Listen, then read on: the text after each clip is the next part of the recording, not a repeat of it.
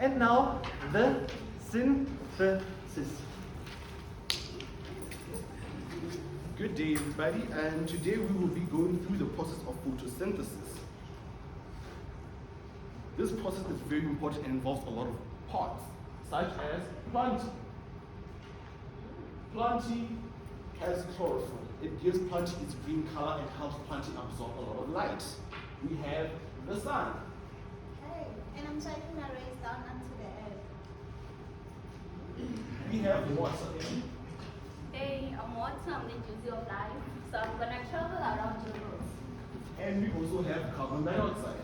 I am very important. I breathe life into the land. When planting is very hungry, all these things come together to give planting life and energy. And the byproduct of photosynthesis is glucose and oxygen.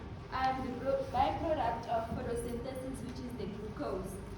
We will now go through the light and the dark phase. I will be explaining the light phase. In the light phase, there are photons and electrons.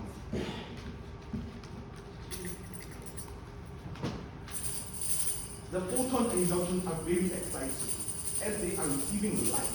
This light is exciting the photons and electrons. As they are excited, they continue with this bump into one another. This bumping into one another creates a complex protein in the thylakoid membrane. This complex protein movement in the thylakoid membrane results in ATP and NADPH being formed. They are the result of the light. And now I'm going to take you to the dark phase,